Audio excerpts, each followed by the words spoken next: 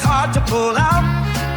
And if you ever been on Fordham Road, you know exactly what I'm talking about. Promise NYC got the Now I don't mean no disrespect, baby, but that Bronx cooch is hard to pull out. And if you ever been to White Plains, baby, you know exactly what I'm talking about. Bronx coochie, Bronx coochie, Bronx coochie, Bronx coochie, Bronx coochie, Bronx coochie, Bronx coochie, Bronx coochie. Fuck Nisha up in Co-op City. Pam, she from Eaton Wall. Man, I used to beat the walls. I begged her, please don't need it all. I had to see my baby Tracy. Tracy, she from Tracy Towers. Wore too much baby powder. Pussy though had crazy power. Tanya up on Boston Road. Lori lived on Cedric. Kimmy up in Pelham Bay. Baby, her head set. Tanya from Jerome Ave. Met at the Palladium. Never went upstairs, no, we fucked outside the stadium. Concourse, Kingsbridge, Burnside, Mount Eaton, Edito, Riri. TT had me out fiending. Connie out at Soundview with Eda when we meet up. She was sex, money, murder, man. Peter from the feet up, though. Lily, she from Mitchell Peace. Down the block from Patterson. Was back over at Melrose when they ass got fat again. Kelly had me open, though. Tricking plus cooking for. That RPT pussy burnt me and I'm still looking for. I don't mean no disrespect, baby, but that Bronx cooch is hard to pull out. And if you ever been on Fordham Road, you know exactly what I'm talking about. Now I don't mean no disrespect, baby, but that Bronx cooch is hard to pull out. And if you ever been to White Plains, baby, you know exactly what I'm talking about. Bronx coochie, Bronx coochie, Bronx coochie, Bronx coochie, Bronx coochie, Bronx coochie, Bronx coochie. Who you was fucking with though? Hookers up on Hunts Point, almost got robbed at gunpoint. I ain't care. Next day back, fucking with some joint. Skate key up on Allington. At the wedge, I was wildin' in with big pun, big fun. We had them hoes smiling in. Man with a tongue, woo, couldn't mirror the feeling. At the Holiday Motel, I had mirrors on the ceiling. No, Leslie turned me out. I was gonna get her a new home. Then I bust a nut. I took her ass back to the group home. I mean no disrespect, baby, but that Bronx cooch is hard to pull out. And if you ever been on Fordham Road, you know exactly what I'm talking about. Now I don't mean no disrespect, baby, but that Bronx cooch is hard to pull out. And if you ever been to White Plains, baby, you know exactly what I'm talking about.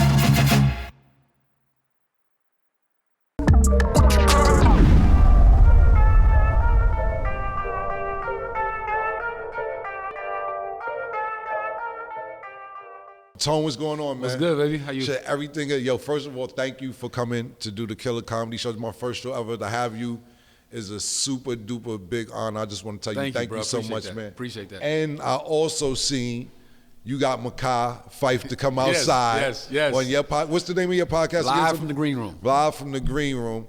And he asked you some questions about me, and then you know what's crazy? You guys asked him questions about me, and I sit there looking. I'm like, it's almost like third person. I'm like, yo, I remember that nigga he talking about, because I'm not the nigga that used to be that nigga. Right. I could be, but I try to stay away from that guy.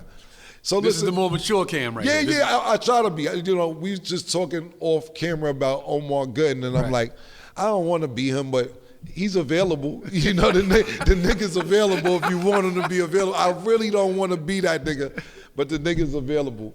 So look, with your comedy, I love your comedy. First of all, I'm a big fan. The climate that we're in today in society, how do you feel? First of all, as a comic, does it limit the stuff that you would do regularly just because of today's society? I'm speaking for me personally. Right. I don't pay no mind to none of that, bro. Right. If the joke is funny, if I have the idea and Right. I want to say it on stage, I say it on stage. I don't worry about the backlash. I don't worry about cancel culture. Right. Cancel culture is not a real thing if you think about it, because everybody that said they being canceled, we see more of them after that than we did before. Right. That's not how canceling works. Right. So I don't pay no attention to that, and I think a comedy club is the very last place you could talk freely in the world. Yeah, because that's what I'm saying. It's like, I see shit and then be like, to me, sometimes people are dumbing down. Like, it was a special I seen with Kevin Hart. And he said something about somebody with one leg. He's like, wait a minute, I don't want the one leg community to come after me or whatever the case may be. So I sit there and say to myself, what is somebody like Red Fox or Bernie Mac or Richard Pryor, where would they be today? Yeah. What's your opinion on somebody like Richard Pryor today? Richard Pryor is the standard. Richard Pryor is the gold standard. Right. So I think Richard Pryor was so good at exposing society's like problems that even today people would still flock to see what he had to say about what's going on now. Right, because sometimes I like, you know, I'm older. I'm pretty old. I'll be 50 next year. And I sit there and watch old shit that I didn't pay too much mind to, and I'm like, Archie Bunker was a that was a racist motherfucker. Archie Bunker, George Jefferson. Right. What's my man, the comic that passed away? Sam Kinison. Right. Man, come on, bro. Yeah, that's what I was saying to myself. Like, it's crazy. And we was also talking off camera about movie productions and stuff that you've done. Is there any role that you ever wanted to do that you didn't get? A role that I didn't get. Yeah. It's a lot of stuff I see. It's a lot of stuff that I see, like a lot of TV shows I see, and I'll see a character that's like a young black guy, and I'm like, damn, I didn't even go to audition for that, you know. So nothing really that I missed that I was like shooting for, and it came out and I didn't get it. But I see a lot of stuff that I wish I was in. Right. You know what I mean? I see. We all know you're a rock brother. Yes. Absolutely. Growing up, were you the funniest nigga in the house? Who was the funniest nigga in the house? It depends on which sibling you ask. I got a lot of siblings. Yeah. I say Kenny's super funny. My brother Brian is crazy funny. Right. My sisters are funny. Right. You know, Chris says it's me, but I think it's, you know. That's what I was going to ask. Is it like when people say, who's the funniest, does Chris give y'all the credit? Yeah. He'll always say somebody else other than himself. I seen this shit too one time with the nigga Charlie Murphy. So he said he was in the house with Eddie Murphy and shit, and he was like, Eddie Murphy's killing me snapping. Yeah. And he's like, I didn't know I was fucking roommates with the best comedian in the world. Yeah. And it was like, yo, who's the funniest nigga? Because of what society may think. Right. That doesn't mean that the person in the house may not be the funniest, just the person who may have got the opportunity. That's interesting you said that, because I didn't know that the guy sleeping in the room across the hall from me was like the guy that the world is saying, like, he's the best ever. We like, yo, that's just, we literally call him Chrissy. Right. Like, that's just Chrissy to us. Right, So exactly. it seems like, yo, Chrissy, what's up, man? Like, it's never been a Chris Rock thing with us. It's just, yo, that's Chrissy. Yeah, exactly. And that's what, the same thing when I didn't think about that when I watched the Eddie Murphy shit with Charlie, and I'm like, yeah, this is regular family members. This is super, super duper good. I seen something where you've never done a movie with Chris. Never. Why is that? Or it was something I also think I seen where you're supposed to do a movie with Chris, and it didn't happen. I'm so glad you brought this up. Yeah, I want to know. I didn't want to get nervous. No. Listen. Okay. So we can get to it. Let me say something. All right, cool. Let me say something. See, but my problem, here's my problem. My problem, which is a very good thing, is that I don't have anything to hide. Right. So when people ask me questions, I answer them honestly. Right. And then in this media age that we're talking about, they take a clip of it. Right. And make a sensational headline and blow it up. Yeah, clickbait. So, right. So I had Aries Spears on my podcast. Right. And I was telling Aries Spears, because he asked the same question. I was like, I was supposed to be in that movie Top 5. Right. But what happened was, I was on tour that summer. My brother was like in New York. I came home that weekend, like that week, because I was on the road every weekend. I was like 30 cities. Right. You know, I might have been getting like 15 a weekend at the time. Right. So I'm like not worried about anything else other than the next weekend. Absolutely. I would come home on Mondays and hang out for a few days and then go back on the road. Okay. I come home that Monday, I go in the comedy club, my brother's there. Right. Yo, what up, what's good, what you doing? Yo, I'm about to start production on this thing. Yo, I might have something for you in it. Right. All right, well, let me know. Right. And I go back on the road. Right. So people start calling me like, yo, I got an audition for your brother movie. I'm like, all right, let's knock it out. I think I'm in that. Right. He told me he had something for me. Yeah.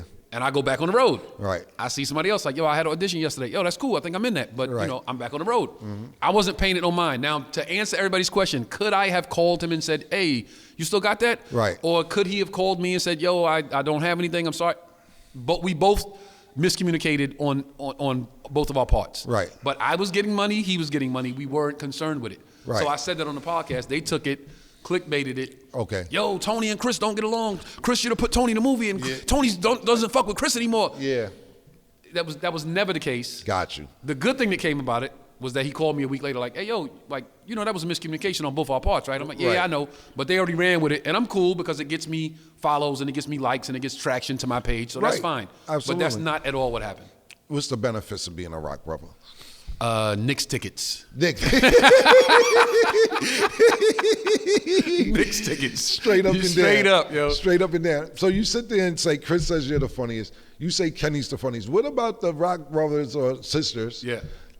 Why haven't we seen any of them do any other Oh, nobody comedy? else cares for entertainment. Oh, they don't give a fuck. My brother Andre got a trucking company. Okay. My brother Brian works in the Atlanta public school system. Right. You know, they don't care about entertainment. They don't give a fuck. Yeah, they super funny. Everybody, Come to the cookout, right. you can be like, yo, that's the funniest person right there. So everybody in the fucking family's getting a bunch of money and they don't necessarily need to be in the public eye. Everybody to do good. that. Only 3 of us care about, you know, the industry. I'm pretty sure you got happy parents, man. Yeah, yeah. So do you like doing stand-up more than doing production, or do you like doing production more than doing stand-up? Nah, stand-up come first. Stand-up come first. What Always.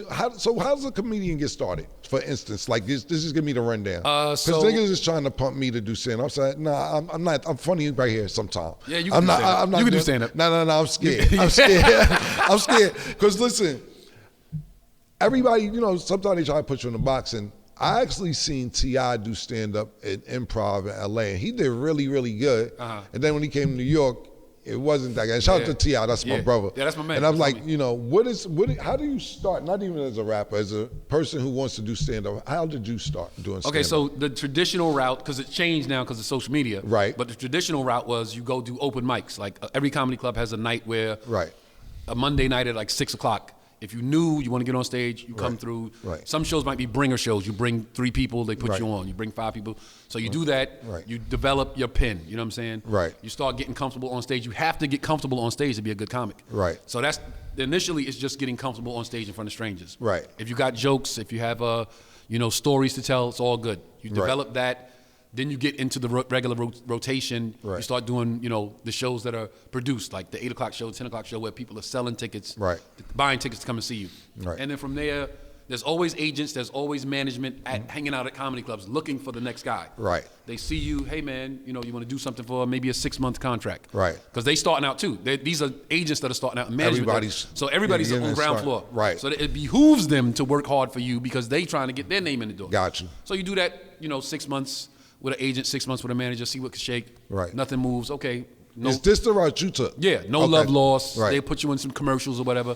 My first agent in New York got me a TV show it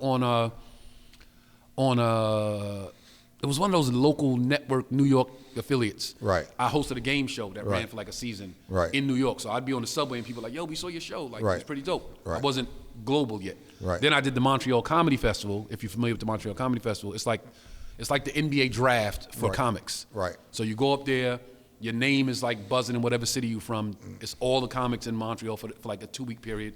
And you get deals. That's when you get a holding deal, you get a development deal, you get a real agency, you get real management. Right. And I did that in like 2001. Okay. Ain't been broke since.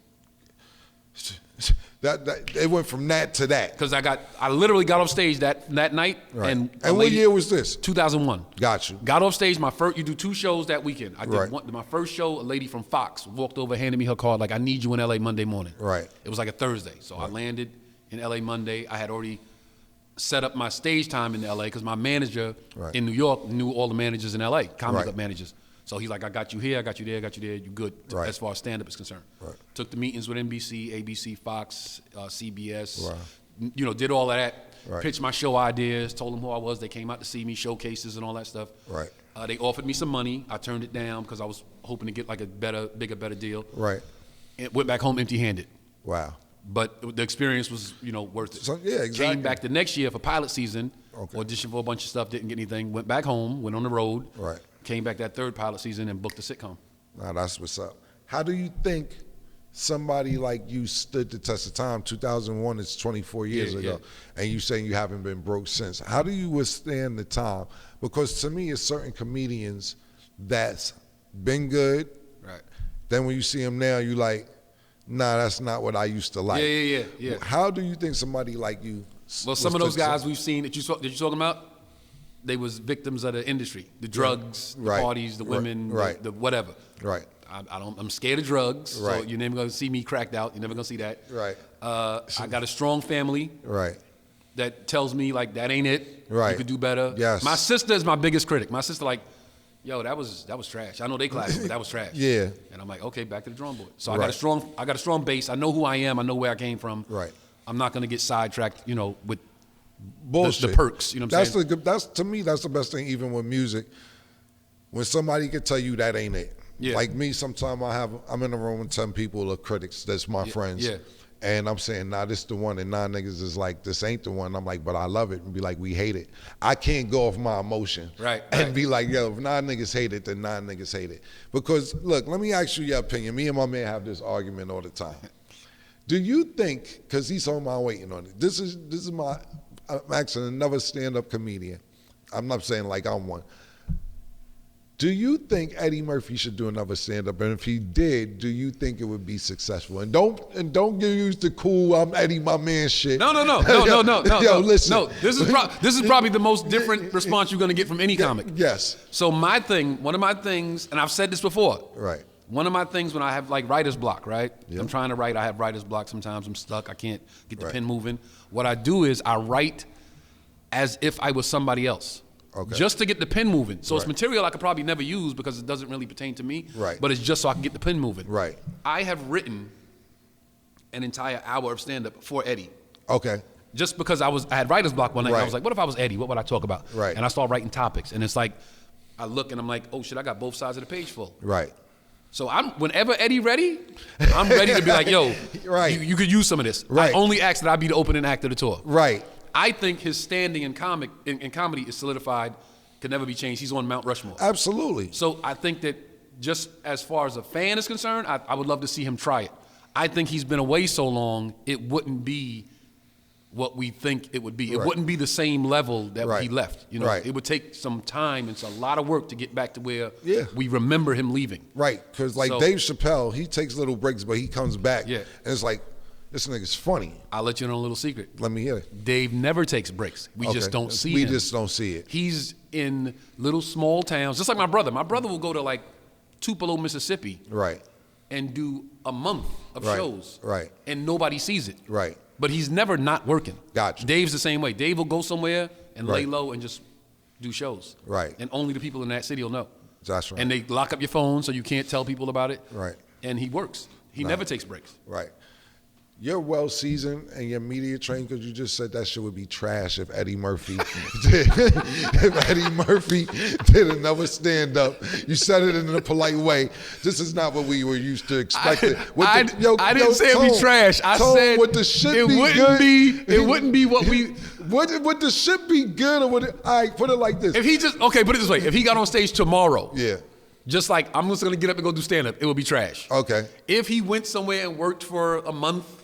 Where's somewhere? Like, where do you go to in the world? Like, let me go to the somewhere where niggas ain't gonna judge me. I don't care if they laugh or not. If he goes somewhere, I understand. Go somewhere, lock up the phones, and do some stand up. Like, make sure they can't record it and just work. But what I'm saying is, do those people think he's trash? That's what I'm saying. You're talking. We're asking a question. You like, if he goes somewhere and then.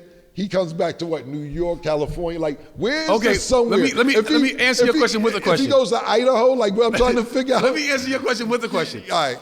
A rapper takes a bunch of time off and he wants to get back out there. Where do y'all go? Y'all go to the studio and make music and just bring your friends in to listen to it. Right. So the equivalent of that for a comic. Right. Do the stand up with your friends and your family and let them do it in the living room. Yeah, let them say like that's something, that's nothing. Because I didn't know if it was a location when you say go somewhere and come back. I was talking about like a comedy club and just wouldn't let select people in. But they'll boo you too if that's what I'm trying to say. Yeah. All right, I'll make it easier for you. How'd you feel about coming to America too? Oh, I didn't like it at all. I didn't like it at all. Yeah, how you feel about what is that shit? Beverly Hills, Axel Foley. I didn't like that either. See, son? I didn't like I'm that. not bugging. I'm not bugging. Because I'm an Eddie Murphy fan. Yeah. Listen, I grew up 6, 7 years old watching the shit that I shouldn't have been watching. Same here. Fucking, I shouldn't have been watching Delirious. I'm sneaking, going to school in 2nd grade talking about Goonie Goo Goo and Bunny and everything else. I am top of the food chain of loving Eddie Murphy, but what's done recently, I haven't liked it. But you know what? If you love him, then you have to be honest and say, I like that, I didn't like that. That's what loving somebody is brutal honesty. Yeah, same so thing. I didn't like Axel Foley. I didn't like Coming to America. Yeah. Same thing kind of to me, kind of with Martin, his last couple stand-ups. I'm big, and Martin's my friend. I don't have a relationship with Eddie. Yeah. Martin's my guy. But the last couple stand-ups, I didn't really appreciate it. I didn't like it. Yeah. I don't know. He's in a different space now, so yeah. Yeah. But that's another thing too. Once you did movies and mega hits and so on and so forth, maybe it's not the passion. It's hard to get up out the bed. It's hard to get out of that comfortable ass bed with your heated bathroom floors and go to a comedy club and work on new bits. It's like kind of difficult. So let's get to it. When your brother went through that situation with Will Smith, let's not talk about how you felt exactly. I seen stand-ups with you, and a couple times. And you like, yo, sit the fuck down. I ain't my brother. Yeah, you know what I'm saying? I seen that was one stand up I seen.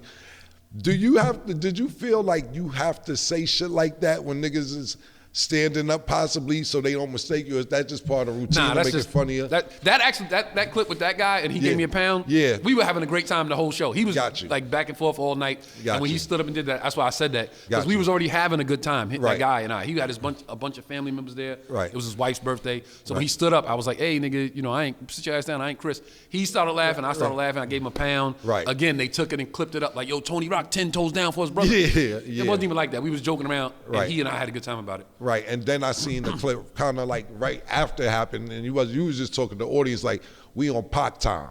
Oh, right, right after that situation happened, how did you and the family feel? And then talk about just stand up when you had to be like, nigga, you was upset. And I know it's part of stand up, but I could see like, niggas ain't gonna be violating. That's the attitude that I got from you. That first clip, the very first clip that went up and went viral, that was we were in Raleigh, North Carolina. It was like the Saturday after the Friday or the Saturday after that shit happened. And I was at the shows, the big shows, like me, some more, Quake. I think Gary was on that show. Everybody was there. Right. And some more came in my dressing room and was like, yo, you okay? I'm just checking on you, all right? Right. And I swear, I wasn't thinking about it. Right. I was like trying to be in my get my head right for the show. And when she came in, she was like real sisterly, like, you okay? I'm just checking on you. I'm just making sure you're good. And that shit put me right back in the frame of mind of what had just happened. Right. So I literally swear I didn't plan on doing that shit. I just walked on stage and saw those people. And I was like, yo, check this out, man. If you walk your ass up on this fucking stage tonight, this ain't it. Yeah. And I was in the moment because she had just said that to me. I didn't mean to do that. And that shit went crazy. Yeah, I remember But it was watching organic. It was like I really felt like that. That's why I asked you, like, for instance, that's why I'm happy I asked the question, because you have one where you having one with the great guy in North Carolina. Yeah. Then when this stand-up, I don't remember if you said where it was at, but you saying it was organic and they brought that feeling back. But that's what I got when I watched this shit. I'm like, yeah, I was hot. I was hot. This nigga Diddy bopping. I know a nigga Diddy bopping who's upset right now. Yeah. So when I watched it, I was like, let me ask him about that. Was that one I was hot. And then the next night we was in Houston. I remember that vividly. The next night we was in Houston. Right. And I walked on stage and everybody had their phones out already. Right. And I said, yo, listen, check this out. That's not what we're gonna do. Right. I don't want to take away from these other comics on the show. I don't want this tour to turn into, let's see what Tony gonna say tonight. Right. So I was like, yo, I'm not saying nothing about it. I said what I said last night. Let's just have a comedy show. That's what y'all came for. So I won't be doing that anymore for the rest of the tour, just so y'all know. And when I came off stage, some more was like, yo, that was some real gangster shit you did. Like, to say I don't want to take away from the other comics. Yeah. You could have made this shit all about you every night. Like, yo, and then the nigga hit my brother, you know. Yeah. She was like, nah, that was real professional, and that was some cool gangster shit what you just did. Nah, that's what's up. What kind of music you listening to, man? Oh, I'm everybody, bro. I'm right now I'm fucking with Stove Guard crazy. That's my nigga. I'm fucking with Stove Guard crazy. Fam, you know what? I'm fucking, I mean, like probably the last 8 months, but I'm finding out this, I'm like 2 years late. Yeah. With Stove, I fucking love Stove Guard. I'm on man. Stove Guard. I fuck with Conway always. Yeah. Conway's like. Yeah. Shout out to Gazalda and them. Yo, I was left a show one night, jumped in the truck, going to after party. I'm blasting Conway. I'm on IG. Yeah. And Conway hit me on IG like, oh, yo, you fuck with the machine, yo. I'm like, oh, man, like, I was like fanned out, like, yo, what the fuck? So Conway crazy, Stove is crazy. I just got on Ransom. I'm late to Ransom. Right. I'm late to Rome Streets. I'm late. Yeah. Benny, of course. Yeah. Oh, you in the trenches. Yeah, and then I listened to got my R&B stuff. I got my Leon Thomas, and I got my what's my man Isaiah Falls, super dope. Yeah. I'm a music lover, bro. It's like Stove got that's like my favorite right now. Yeah. I saw some people that's in Harlem that's on the come, but Stove got I'm late to the party. I'm glad we're on the same page with that. Yeah. How the hoes treating you? Oh, very nice. They treat you very nice. Yeah. I'm funny, man. You know funny guys. That's what I'm saying. Funny guys win, bro. Yo, so that's what I'm saying. So do you sit there and be like, or do they sit there and be like, yo, you look like Chris Rock? Or do they no, this is Tony. Or do you just be like very funny to where you just get hoes automatically? A little bit of both. A little bit of both. Yeah, a little bit of both. Because we had this conversation. I had this conversation. Mace, we have the show, and he got on before me, and we're not brothers, but I definitely used his celebrity until I was able to get my own. So like, yo, I'm Mace Man. Yeah. It's like my brother. I don't know where he at. He uses me now. He's he over there. Everything is Cam. He over there with some hoes right now. Yeah, he over there right now with some hoes and shit, man. Chris, Chris, you got me calling Chris. Tony, I'm sorry. I'm very, very sorry about that. I'm going to edit that shit out. Tony, thank you for coming by. First of all, let everybody know once again the name of your podcast, everything you got going on. Yo, Live from the Green Room is the podcast. Yeah. Check it out on YouTube. Myself, Trey Elliott, Joe Fox. We do it every Thursday. New episodes every Thursday. Yeah. My Instagram, Tony_Rock. I'm on tour. I got dates all the way till like next June already. So just come and catch the show. It's a super dope show. You will not be disappointed. And, catch me somewhere on social media. Yeah, and not only that, we're trying to do this comedy tour, so hopefully you're free again when you do this in LA. Say no more, yeah. Definitely, bro. Appreciate you. My man, love, bro. Thanks, bro. Thank you for coming, Tom. Appreciate you, bro.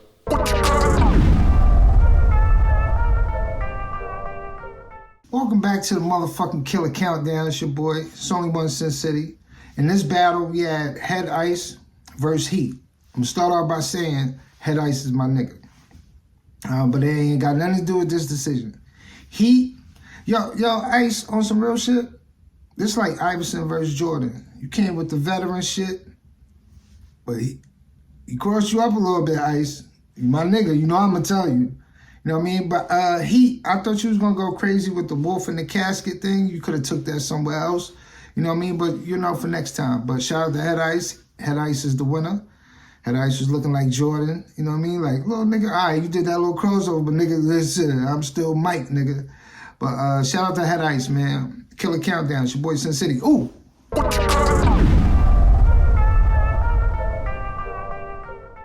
Welcome back to Talk with Flea. Look who's in the motherfucking building. This nigga Sen finally made it to the motherfucking studio. What's good, nigga? I'm chilling, man. Revolt sent the jet. I'm lying, I took Spirit. Okay. You know what's crazy, man, is that Revolt, shout out to my nigga Dion. Dion asked me if Sen was on house arrest because the nigga never came to the studio. He said, yo, what's up with the nigga? I know he be outside and all that shit. Is the nigga on house arrest? I said, nah, I don't know what's up with the nigga. But today, I don't know how true it is or anything, but Sen learned how to book a hotel room today. Like I don't even think he actually did it himself. The nigga don't know how to book a hotel room. He went outside. He went outside to do it. Yeah. Oh, when he's on the phone, he tiptoed outside. Thank you, Larry. Yeah. You know what's even crazier? The nigga told me that I don't know how to book an airline ticket, a flight myself. I'm like, Sen, it's not hard to book a flight. You had 30 assistants. Like, you stop acting like you've been doing things by yourself, yo. You stay with an assistant. Am I right? What does that mean? I don't know how to book a flight? All right, man. Do you know how to book a flight? What? Yes or no? Do you know how to book a flight? Can you book a flight? Why you always trying to teach somebody something, man? Like, because you need to learn this, bro. Like, yo, this is kind of embarrassing. I feel bad. For who? For you. See y'all later. I feel bad because it's for you. The nigga gonna tell me like he can still go to the counter and buy a ticket with cash. Now tell me that don't make no sense. If I need to get somewhere and my phone died, or I dropped it in water, or let's say I got robbed and somebody took my wallet. I got the cash. I can't get up out of there. I can't leave. I can't leave the state because I ain't. You understand what I'm saying? I get it. Like, come on. What if I just got my ID in my wallet? You know, people take your cash, your credit cards, and leave your ID, or they'll put it in the mailbox. You remember that? Yo, PT, how you think this sound, man? What? This nigga can't book his own flight, or that he still thinks I that can't it's pay cash, brother. Well, there's one airline you can pay cash. It's Southwest. Every other, you in trouble. Oh, see, tell him he ain't know that. He said it was no airline. either. He argued with me. Know that. I don't take Southwest. I don't know. Southwest, you can. That's it. I didn't know. See, that's why you hear. But do Southwest go from New York? No, not at all. Okay. It's just it's north. It's south. an airplane, my nigga. You said an airplane. Airport. Right, I didn't know. I stand corrected. So I could go up there and slap that money just like that and be like, yo, let me get my flight. Let me get up out of here. Yeah, take a bus to the West Coast. Then book a flight with Southwest with your cash. See how that works out for you, man. Yo, do you know how to book your own airline flight? Yes, I do. Yeah. 100%. No, this is crazy. No. Hold on. First of all, you don't book anything, boy. You got assistants over there at TMT. For my personal business, TBE. I book my own flights. All right, man. I don't understand why you think this is brain surgery to know how to book your own flight, man. It's sad, man. Well, if your phone die, how you gonna book your flight? Laptop. Computer. Get a charger. Okay. Several suggestions. It's crazy, Tell man. me, man, and the blackout happened, man. People ain't gonna know what to do. What Y'all you gonna be do? lost. I'm trying to teach y'all how Let me to. ask you something. Happened We're already. not gonna be flying if it's a blackout. It happened out already. 2003. Oh, I was there for that. I explained that the other day. My whole thing is this: what you gonna be? You gonna be in the dark with the rest of us is saying? I told you. Like, I don't understand what you got going on if a blackout happens that you got the upper hand on the rest of us. I don't get it. And the blackout ain't gonna last that long. Like you said, we had one in New York in 2003, man. You think you're gonna be trading cash if the blackout happened? Oh, cash always works. No, niggas It might worked be in 2003. No, niggas might be exchanging beans for like tortillas. Nah. Like it ain't gonna worked be in cash. 2003. Cash ain't gonna matter either. He tried to cut the lights off through the fuse box, and everybody, people that knew how to survive was like, "Get the fuck out of here! We ain't worried about that." And we turned on our own lights. He tried to give niggas a black eye at his crib. You're not even explaining the story right. All right. Well, what happened was this. I was asleep and everybody in my house was making a lot of noise and they wouldn't be quiet. So I got mad and woke up and hit the fuse box and cut off all the lights. Shut everything down. Shut everything down. So I went back in my room and I wasn't tired no more. And I thought to myself, this is stupid. Why am I doing that? And when I went back out, guess what everybody was doing, Larry? Where? P. What? They was in their phones. and the shit that he talking about, in their phones. And I was like, yo, my bad, y'all just a little cranky. They said, Cam, we don't give a fuck. You act like our electricity ain't get cut off before. You the dumbass nigga, all your food in your refrigerator gonna go spoil. Tiff the Gift, shout out to Tiff the Gifts. But she made me look crazy. But the whole point is, he's talking about as a blackout in 2003. Stat was 1 year old in 2003. Here we you act go like with the 2003 years was and just the a. age thing. I'm Doesn't just matter, telling you, bro. bro. I'm just telling you. What you got for us today, man? What's the questions today, man? What's happening, man? I just really felt y'all need to know that he can't book a hotel and can't book an airline ticket. Well, Revolt was supposed to do it for me, Bad so behavior. I was Bad dependent. behavior. Yeah. Bad behavior. Yeah. sir. It's not bad. What you're not going to do is come up here and talk about Revolt because you can't book a flight.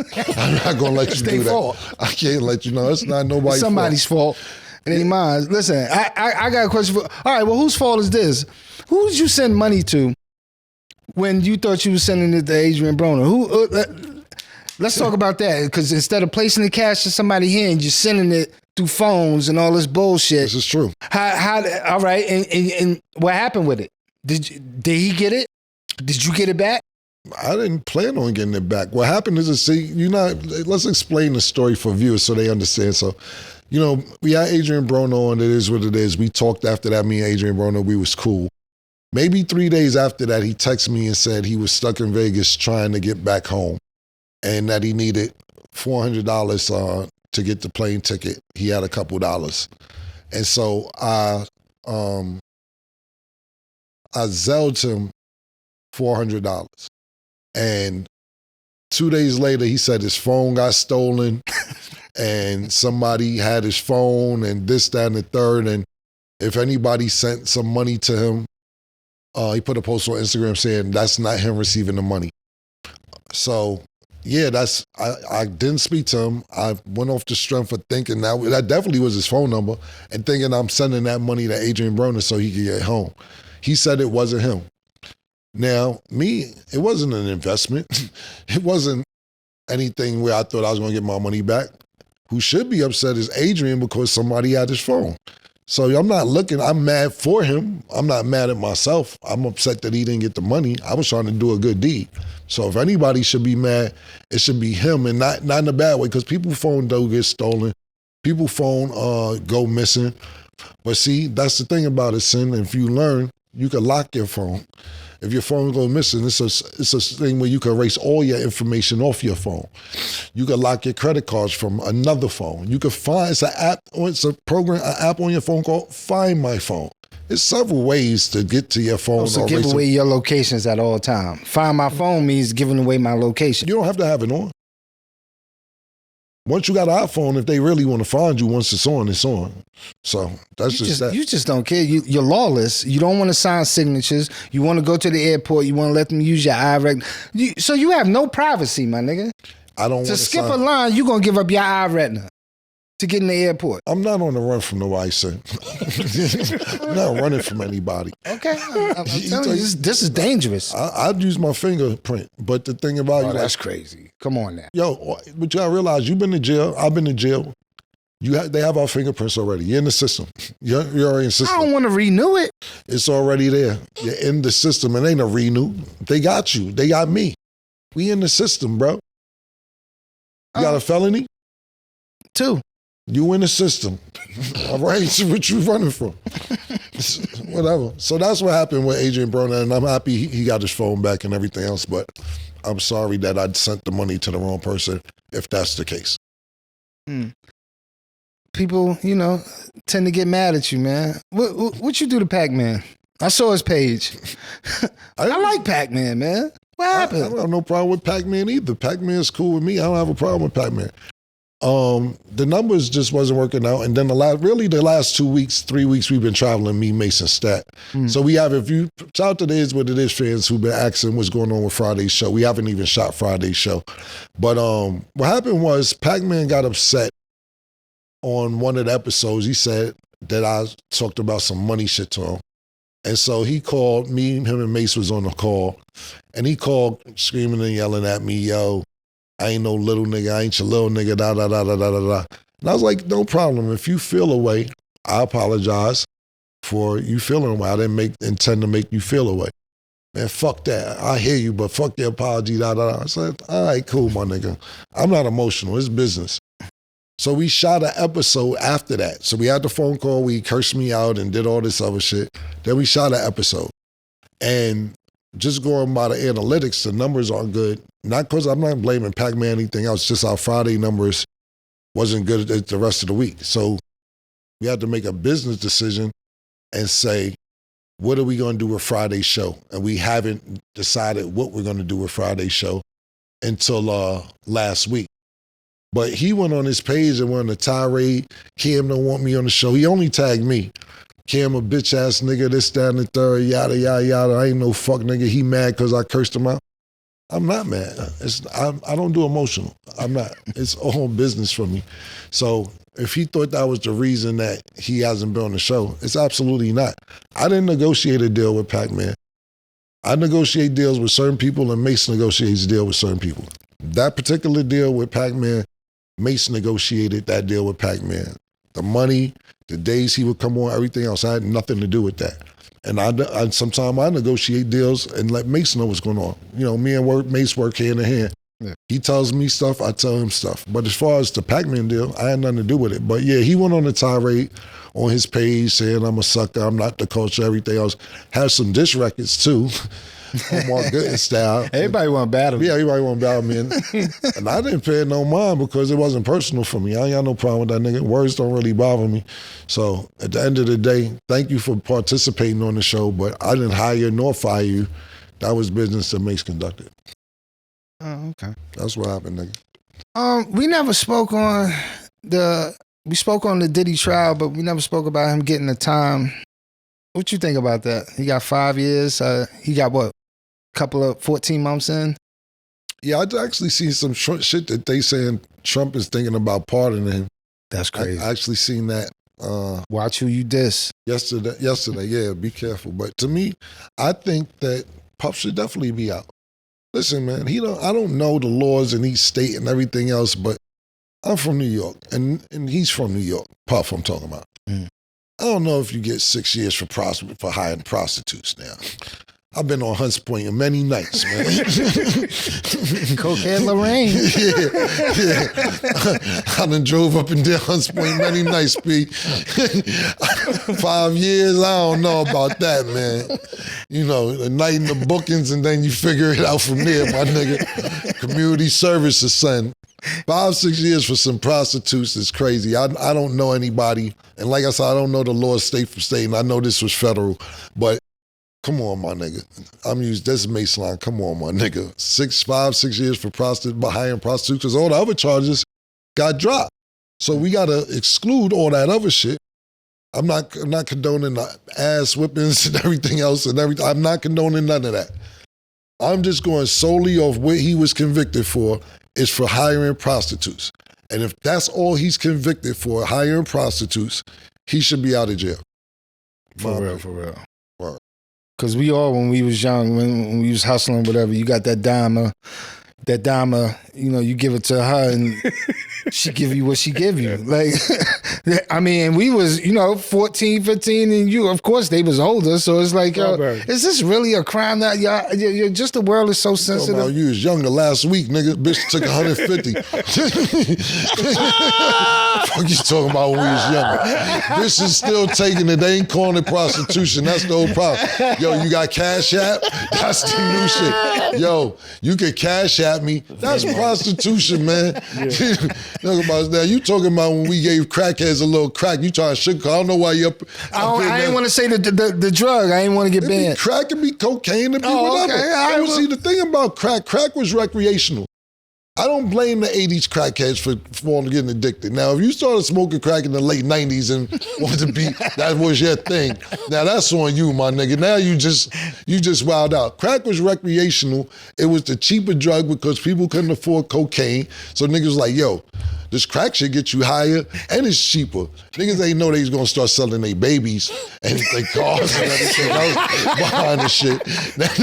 That wasn't part of the plan. Nobody knew this. Niggas just like, yo, this is new cocaine, man, and it's only fucking $10. Let's try it out. Shit got reckless, shit got lawless. And you have to navigate that shit from like 84 to like 92 and try and figure it out. Niggas like, now the crack shit, that shit just having niggas bugging. Now, if you a crack addict starting in 01, you wildin'. You got a bunch of evidence that says this is not what you should be doing.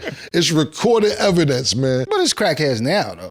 Exactly. That's my point. You think they wildin'?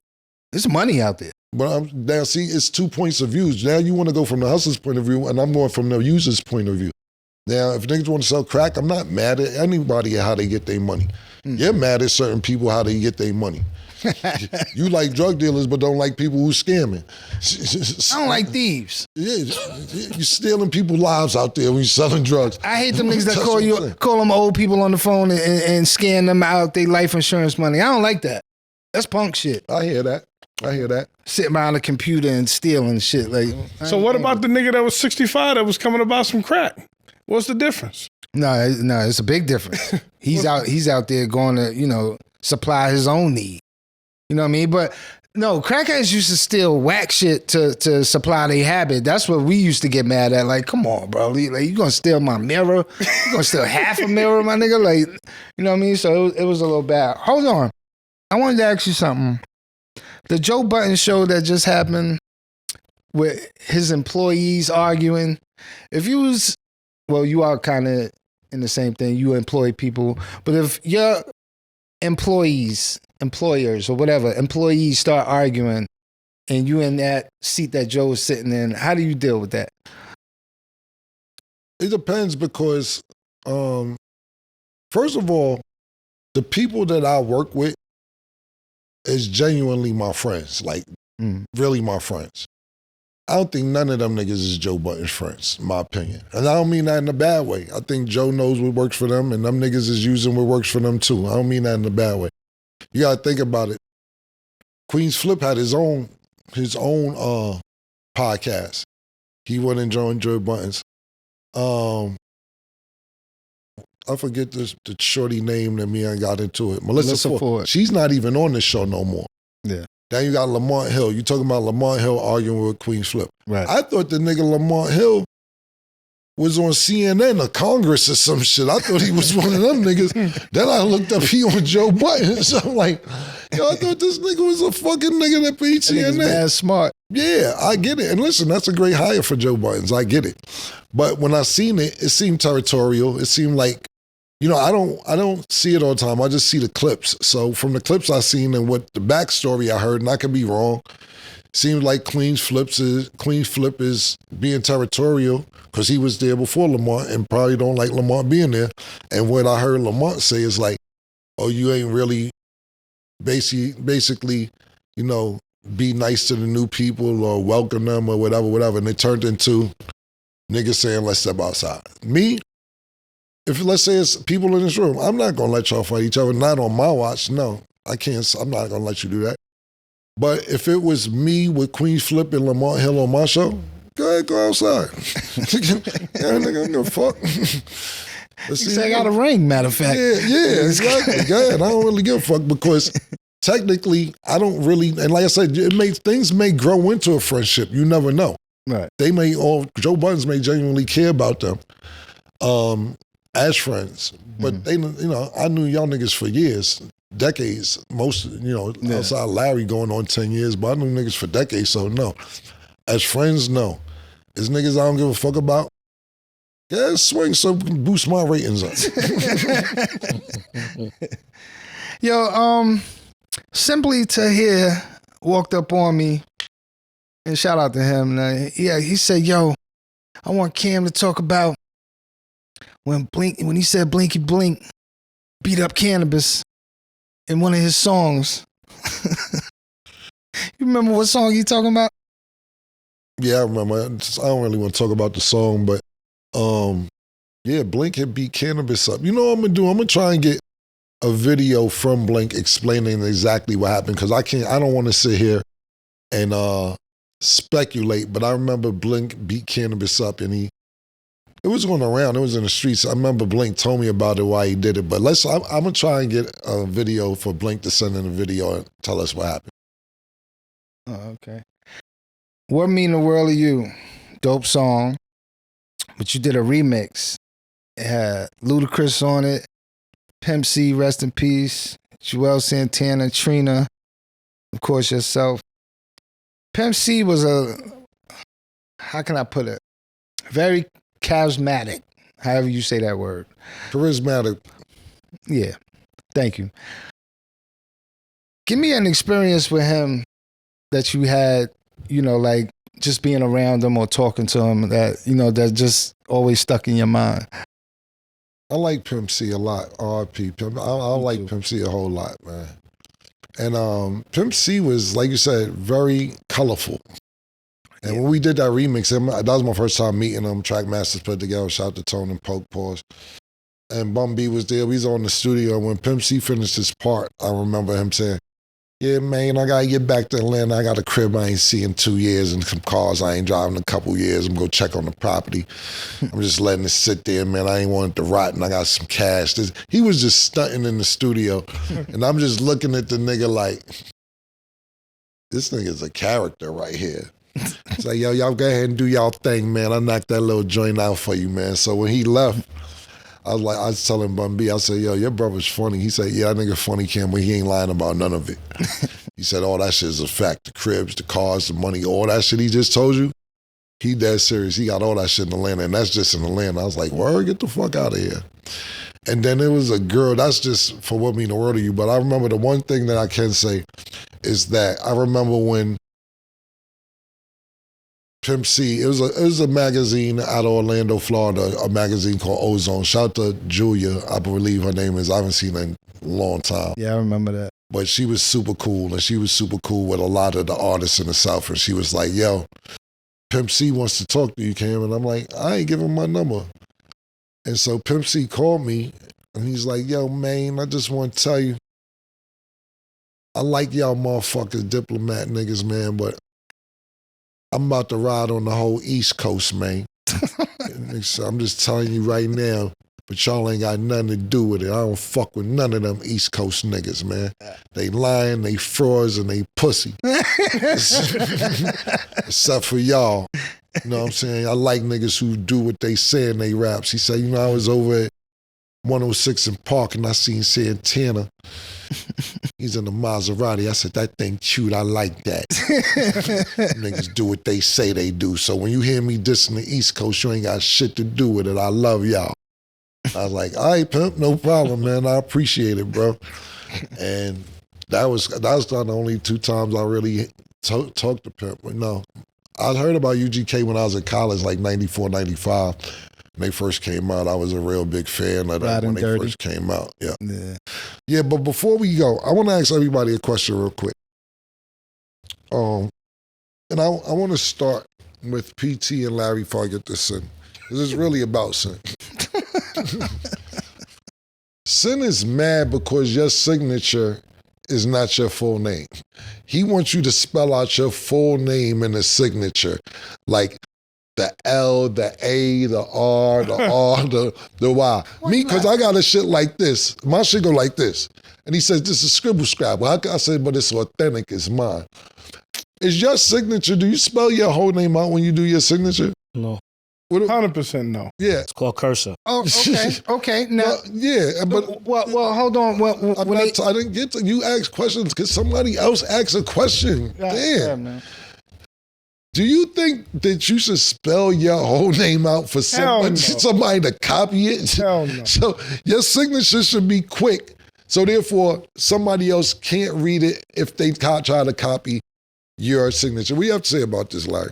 I definitely don't spell my whole name out. I probably got 3 different signatures that I'll do, but different ways in cursive, like PT said, in cursive. Right. 100% I don't spell my whole name out. Y'all see what I deal with? Yeah, man. It's always me fighting by myself. Okay, so hold on. So when they first taught you how to write cursive, because you have wrote scribble scrabble, you would have failed the class, right? You would have failed English. You would have got an N. You know they give N's, S's, and O's. You would have got an N. I don't know right? what that is. That's special ed letters. No. Special ed. That's when you in elementary. You don't get numbers in elementary. Let me ask you a question. You get S's. Satisfactory. When it says print your name, you spell your name out, right? Yeah. Signature is not the same as print. What do you mean?